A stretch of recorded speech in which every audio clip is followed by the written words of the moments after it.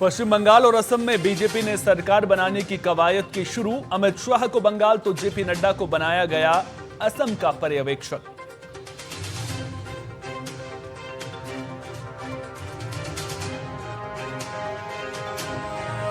UAE हमले पर PM Modi का सख्त संदेश। यूएई के साथ खड़ा है भारत। आम नागरिकों पर हमले स्वीकार नहीं, बातचीत और कूटनीति से हल करे मुद्दे।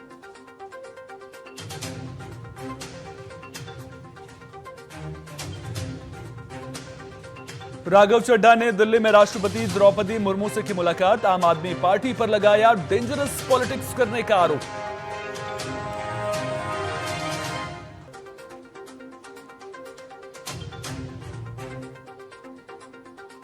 गोरखपुर में शिक्षा मित्रों के मानदेय में वृद्धि के उपलक्ष्य में कार्यक्रम। सीएम योगी ने शिक्षा मित्रों को किया सम्मानित। मानदेय में वृद्धि से शिक्षा मित्रों में खुशी की लहर।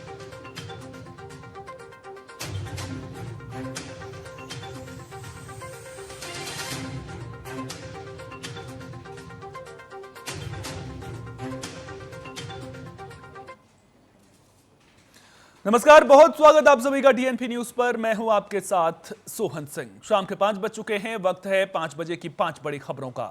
सबसे पहले बात करेंगे पीएम मोदी की, जिन्होंने यूएई पर हुए हमले की निंदा की है। दूसरी खबर में बात होगी बंगाल और असम में सरकार गठन की तैयारियों को लेकर। तीसरी खबर में बात करेंगे सीएम योगी की, जिन्होंने यूपी में शिक्षा मित्रों को बड़ी सौगात दी है। चौथी खबर में बात करेंगे दिल्ली में जारी आप के घमासान की। पांचवी खबर में बात होगी बिहार में मंत्रिमंडल विस्तार को लेकर जारी भव्य तैयारी की।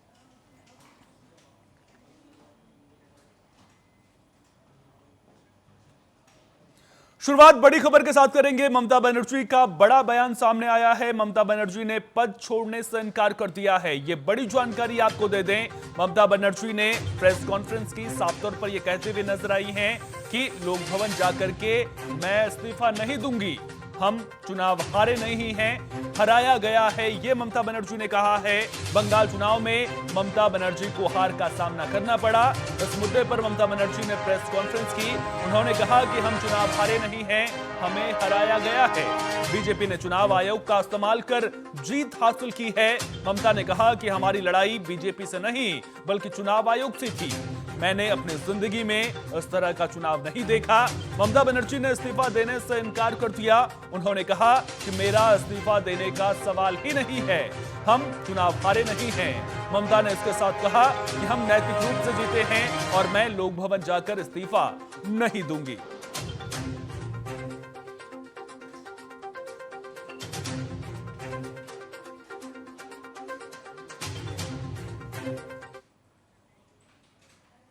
प्रधानमंत्री नरेंद्र मोदी ने यूएई पर हुए हमलों की कड़ी निंदा की है। सोशल मीडिया एक्स पर पोस्ट करते हुए उन्होंने कहा कि इस हमले में 3 भारतीय नागरिक घायल हुए हैं और आम लोगों और इंफ्रास्ट्रक्चर को निशाना बनाना अस्वीकार्य है। भारत ने यूएई के साथ एकजुटता जताई है। पीएम ने कहा कि सभी मुद्दों का समाधान बातचीत और कूटनीति से होना चाहिए। साथ ही पीएम ने लिखा कि होर्मुज में सुरक्षित आवाजाही बेहद जरूरी है।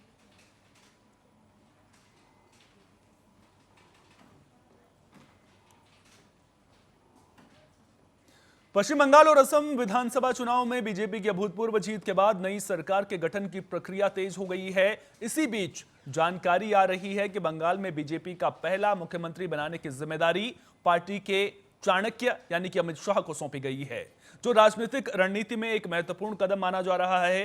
इस फैसले से बीजेपी की स्थिति और मजबूत होने की उम्मीद है। वहीं जेपी नड्डा को असम के लिए पर्यवेक्षक बनाया गया है। वहीं पश्चिम बंगाल बीजेपी प्रदेश अध्यक्ष सामिक भट्टाचार्य ने नई सरकार के शपथ ग्रहण के बारे में जानकारी दी है। उन्होंने बताया है कि 9 मई को शपथ ग्रहण समारोह होगा, क्योंकि 9 मई को गुरुदेव रविंद्रनाथ टैगोर की जयंती है।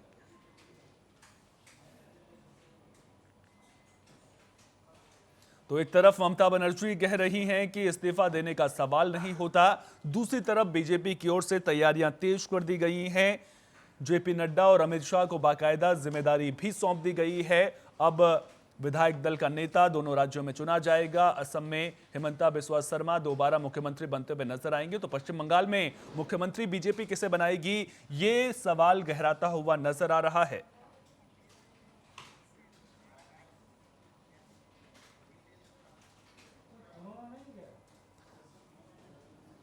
ज्यादा जानकारी के साथ वरिष्ठ पत्रकार रितेंद्र माथुर जी हमारे साथ फोन लाइन पर जुड़ गए हैं। रितेंद्र जी, बहुत बहुत स्वागत आपका टीएनपी न्यूज पर। सर, पश्चिम बंगाल में अब क्या किस तरह से सियासत आगे बढ़ती हुई नजर आ रही है, क्योंकि ममता बनर्जी आरोप लगा रही हैं चुनाव आयोग पर, साफ तौर पर कहती हुई नजर आ रही हैं कि मेरे इस्तीफा देने का कोई सवाल ही नहीं होता है। अब हमें जब भी कहीं पर चुनाव होते हैं तो देखने को मिलता है कि अगर कोई मुख्यमंत्री चुनाव हार जाता है, टीएमसी अब चुनाव हार गई है, तो वो राजभवन में जाते हैं, वहां पर राज्यपाल को इस्तीफा सौंपते हैं, उसके बाद नई सरकार के गठन की प्रक्रिया तेज होती हुई नजर आती है। अब ममता बनर्जी का ये कहना कि इस्तीफा देने का सवाल ही नहीं होता है, क्या मायने निकाले जाएं सर इसकी?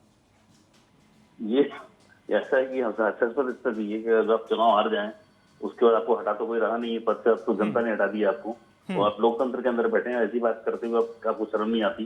जिस तरीके की बात कर रहे हो, सरकार उन्हें जेल में बंद कर सकती है, गैर कानूनी कदम है, और इस कदम कर उठाती है जेल में जा सकती है। वो चाहती है मेरे को जेल में भेज दें तो मेरे जो भी वोटर्स हैं उसके बीच मेरी इमेज बने, इमेज नहीं बनेगी, उनकी जिंदगी खराब हो जाएगी। और ये पता नहीं कि कौन को सलाह दे रहा है या कौन क्या कर रहा है। उल्टी सलाह देने वाले पहले भी थे इनके साथ, उल्टी सलाह दे के उनकी हालत कर दी उन्होंने। तो चुनाव भी हार गई, खुद अपने व्यक्तिगत रूप से अपना चुनाव हार गई, और जनता में उनकी लोकप्रियता बहुत भयंकर है इस समय। वो तो जितनी भी बंगाल की महिलाएं थी, उन्होंने एक सामने से निकलते समय उसको नमस्ते तक नहीं की। पहले नहीं तो नमस्ते आभार प्रकट करती थी महिलाएं, तो समझ लें कि वो महिलाओं में सर्वाधिक रूप से अलोकप्रिय हैं इस समय। ऐसी स्थिति में उनके साथ क्या, उनका ऐसा सोचना बोलना बड़ा हास्यास्पद लगता है कि आप लोकतंत्र के अंदर बैठे हैं और आपको जो है इस तरह की भाषा बोलने की इच्छा होती है।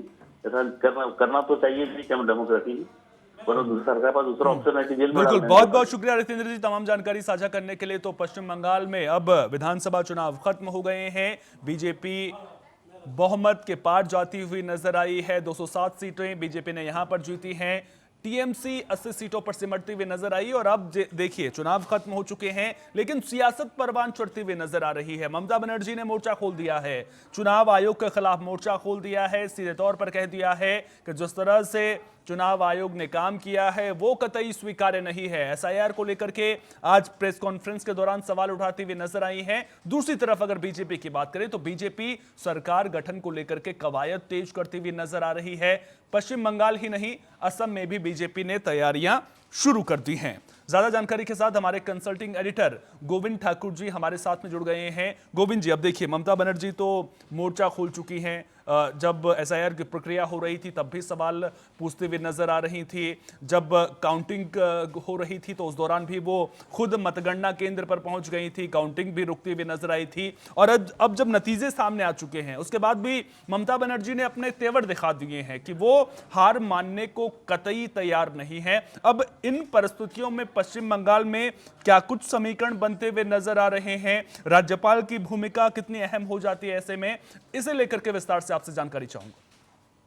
बिल्कुल, देखिए सोहन, अभी जो प्रेस कॉन्फ्रेंस करके ममता बनर्जी ने ये बात कही है कि मुझे इस्तीफा देने की जरूरत नहीं और मैं दूंगी नहीं, क्योंकि मुझे हराया गया, मैं हारी नहीं हूँ, और इसमें मेरी लड़ाई जो है वो चुनाव आयोग से था, ना कि बीजेपी से। क्योंकि चुनाव आयोग ने जिस तरह से हथकंडे अपनाए हैं उस कारण से हमारी चुनाव में हमारी हार दिखाई गई है। मैं इसको मानने के लिए तैयार नहीं हूँ। इसका मतलब सोहन एक ही बनता है कि देखिए, जो संवैधानिक तौर पर चाहे चुनाव में धांधली हुई हो चाहे जैसे भी हो, चुनाव आयोग की तरफ से जो डिक्लेयर किया गया है मान्यता उसी को ही मिलेगी, और ममता बनर्जी को हार स्वीकार करनी ही पड़ेगी, चाहे अभी नहीं तो बाद में, क्योंकि संवैधानिक प्रक्रिया है और उन्हें इस्तीफा तो देना ही पड़ेगा।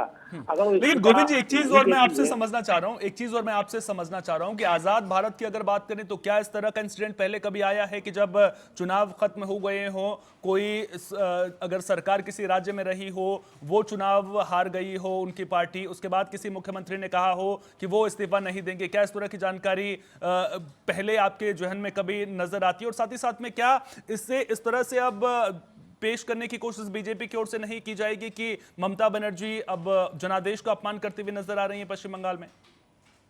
बिल्कुल, देखिए, बीजेपी के तरफ से तो अभी ही आपको प्रक्रिया आनी शुरू हो गई है कि हार के बाद ये ड्रामा कर रही हैं और अपनी एक सहानुभूति जो है वो लहर पैदा करना चाहती है बंगाल में, कि उनके साथ उनके जो कार्यकर्ता हैं, जो उनके पार्टी के समर्थक हैं, उनमें एक नया जोश हो और एक फिर से एक कमर कसकर अगली लड़ाई लड़ने के लिए वो तैयार हो जाए। ऐसे में मनोबल बढ़ाने के लिए ममता बनर्जी ने ये सारी जो प्रक्रिया उनकी है उन्होंने उठाया है। देखिए उनको इस्तीफा तो देना है, लेकिन ये सारी परिस्थिति को ऐसा करके जिससे कि पब्लिक में एक मैसेज जाए और देशव्यापी इस पर चर्चा हो कि हाँ ममता बनर्जी को हराया गया है। और जिस तरह के अच्छा, चुनाव एक चीज मैं आपसे समझना चाह रहा हूं कि क्या ममता बनर्जी इस कदम के जरिए ये जताना चाहती हैं कि चुनाव आयोग निष्पक्ष नहीं रहा है, और क्या जो मास मैसेजिंग उनके द्वारा करने की कोशिश की जा रही है क्या उसमें वो कामयाब होती भी नजर आएंगी? और जब इस तरह के कदम ममता बनर्जी उठा रही हैं तो क्या कुछ मिलेगा उन्हें इस तरह के कदम उठा करके? बिल्कुल, देखिए उनको बहुत कुछ मिल सकता है, क्योंकि देखिए सरकार और सत्ता के सिवाय बाकी उनको सब कुछ मिलेगा, क्योंकि उनको एक राजनीतिक पार्टी है और राजनीतिक पार्टी की सुप्रीमो है। तो उनका काम ये होता है कि अपने जो जनता है, उनकी जो समर्थक है, उनके नेता है, उनको मनोबल को बढ़ाए रखना, क्योंकि उनकी लंबी लड़ाई है और आगे की जो राजनीतिक लड़ाई उनको बीजेपी से लड़नी है। तो ऐसे में अगर उनके पास फॉलोअर नहीं होगा तो फिर किसके साथ लड़ेगी? साथ साथ उन्होंने कहा कि इंडिया गठबंधन को मैं मजबूत करूंगी, तो एक मैसेज तो देने की कोशिश की है उनके तरफ से। लेकिन देखिए अभी यहाँ जब संवैधानिक प्रक्रिया है, अगर ममता बनर्जी इस्तीफा नहीं देती है तो उसको उनकी सरकार को बर्खास्त कर दिया जाएगा राज्यपाल की तरफ से, और नई सरकार के लिए उनको समर्थन जो उनको दिया जाएगा और उनके सरकार से शपथ ग्रहण भी हो जाएगा। तो एक प्रक्रिया है, और अगर ममता बनर्जी चाहे तो सुप्रीम कोर्ट जाके अपना खटखटा सकती है दरवाजा उनके, लेकिन संवैधानिक पहलू के आधार पर ममता बनर्जी की दलील नहीं चलेगी, ये बात भी सही है। नहीं, लेकिन अब आप अगर सुप्रीम कोर्ट जाने की बात होगी तो ममता बनर्जी तो तब भी सुप्रीम कोर्ट पहुंच गई थी जब काउंटिंग को लेकर के उन्हें किसी तरह की दिक्कतें थी, परेशानियां थी। चुनाव आयोग ने जो सर्कुलर जारी किया था उसको लेकर के उन्होंने जब सवाल उठाए थे वो सुप्रीम कोर्ट पहुंच गई थी। अब अगर इसे लेकर के भी सुप्रीम कोर्ट जाएंगी तो वहां पर भी तो चुनाव आयोग के पास में अधिकारों की ढाल है, जनादेश है पूरी तरह से। साफ तौर पर चुनाव आयोग ये बताता हुआ नजर आएगा कि हमारे अधिकार क्षेत्र में चुनाव करवाना आता है, जो नतीजे सामने आए हैं वो हमने जनता के सामने रखे हैं। तो वहां पर भी ममता बनर्जी की दाल गलती भी तो नजर नहीं आ रही है।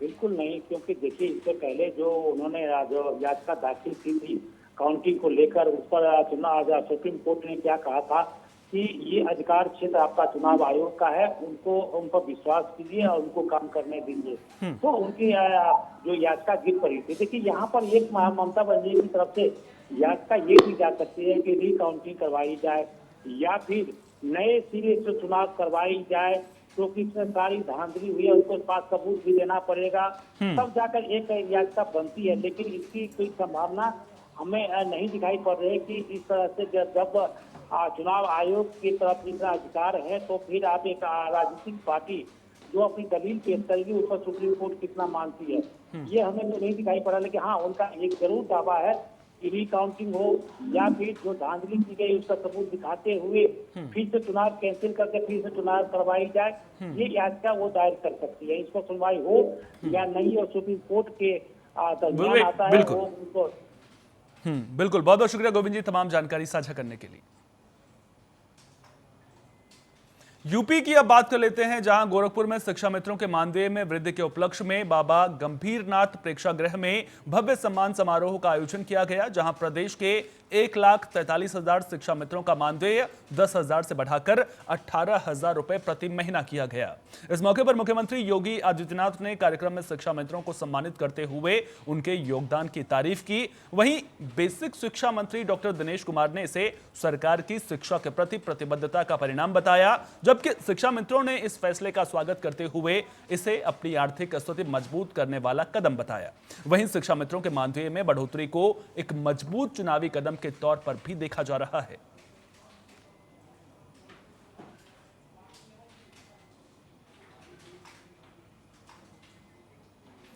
ज्यादा जानकारी के साथ UP bureau chief Nitin Singh phone line पर हमारे साथ जुड़ गए हैं। नितिन, शिक्षा मित्रों को बड़ी सौगात योगी सरकार की, और क्या जब यूपी की सियासत की बात होती है तो चुनावी चश्मे से भी इसे देखा जा रहा है?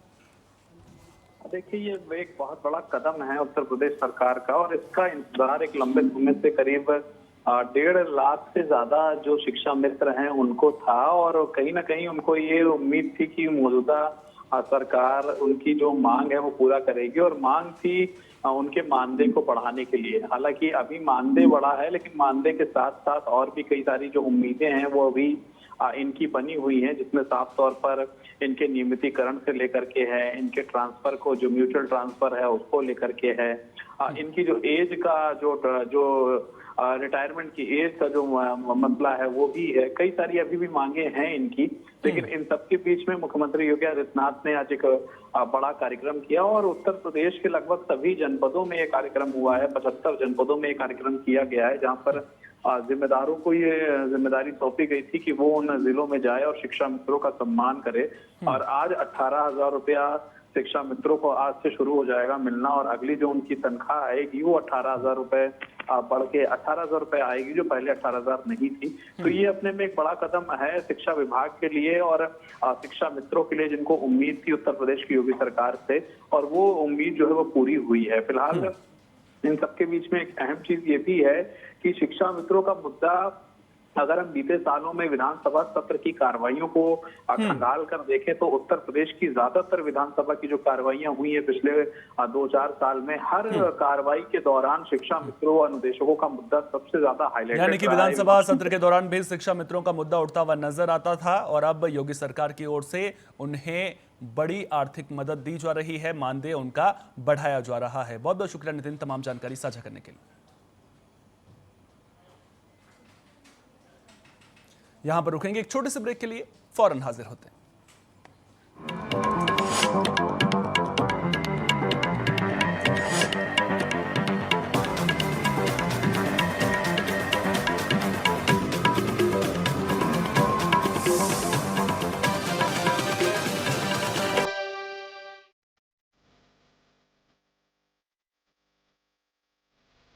नए भारत का नया उत्तर प्रदेश पूरे देश में कनेक्टिविटी के क्षेत्र में रोल मॉडल बन गया है।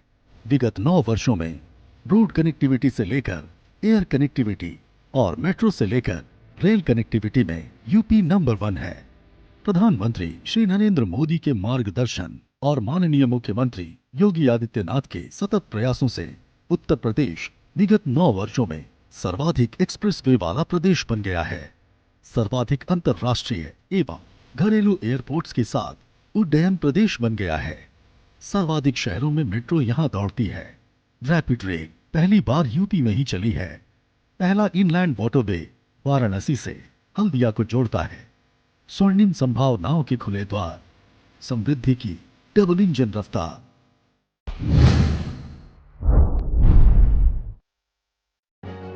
आपसे बंधन जुड़ा और ये बैंकिंग का बंधन ट्रस्ट के साथ आगे बढ़ा।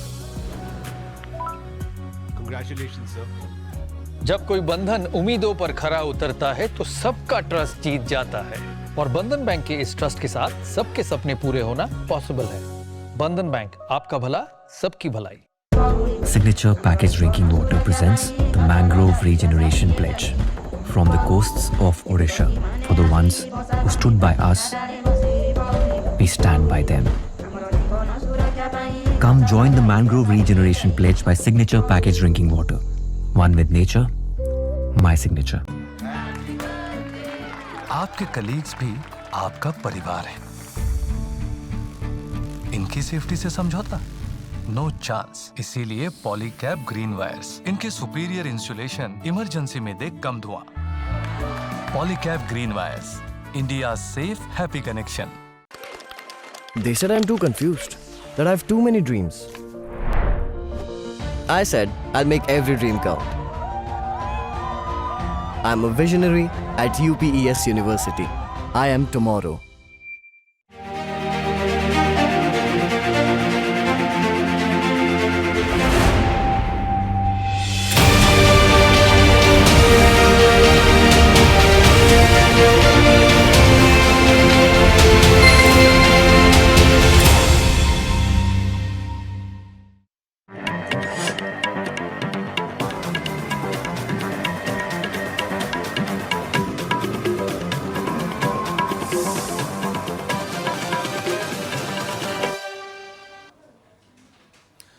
ब्रेक के बाद आप सभी का स्वागत है। खबरों में बढ़ेंगे आगे। राज्यसभा सांसद राघव चड्ढा, संदीप पाठक, अशोक मित्तल और राजेंद्र गुप्ता ने राष्ट्रपति द्रौपदी मुर्मू से मुलाकात की। मुलाकात के बाद राघव चड्ढा ने आम आदमी पार्टी और पंजाब सरकार पर गंभीर आरोप लगाए और इसे डेंजरस पॉलिटिक्स बताया। उन्होंने कहा कि आम आदमी पार्टी पुलिस का सहारा लेकर कार्रवाई कर रही है, जो बेहद खतरनाक खेल है। वहीं पंजाब के मुख्यमंत्री भगवंत मान ने भी राष्ट्रपति से मुलाकात की और कहा कि उन्हें भरोसा है राष्ट्रपति उनकी बात को गंभीरता से सुनेंगे।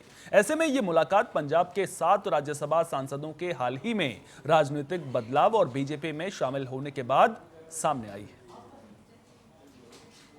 आम आदमी पार्टी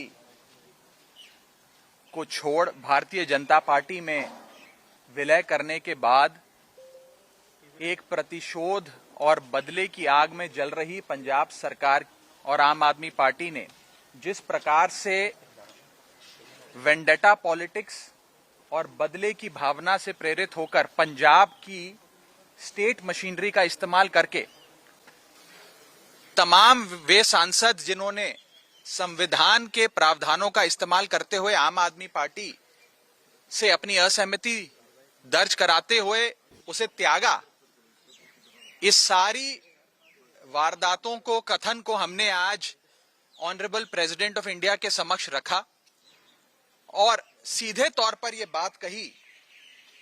और मैं आम आदमी पार्टी को भी यह बात कहना चाहता हूं कि जब तक थे आज्ञाकारी तभी तक थे संस्कारी, साथ छोड़ते ही बता दिया हमें भ्रष्टाचारी। जो लूट खसूट को कहते हैं कट्टर ईमानदारी, आप ही बताइए आखिर उनसे कैसे कोई निभाए यारी। ਭਾਰਤ ਦੇ ਮਾਣਯੋਗ ਰਾਸ਼ਟਰਪਤੀ ਜੀ श्रीमती द्रौपदी मुर्मू जी ਨੂੰ मैं मिल के आया, मीटिंग करके आया। जो पिछले दिनी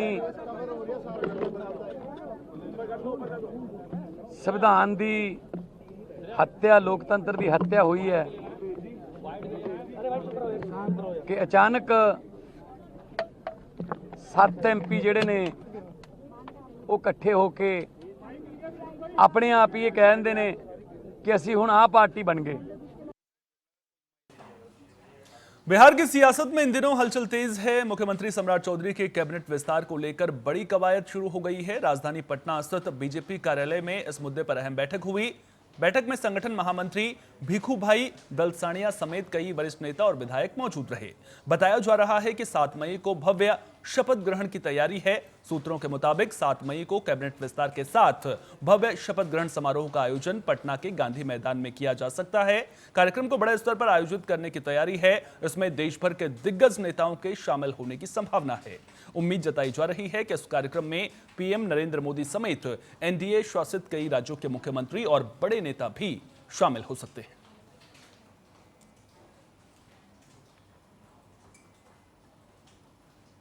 फिलहाल के लिए इतना ही। लगातार बने रहिए टीएनपी न्यूज के साथ। नमस्कार।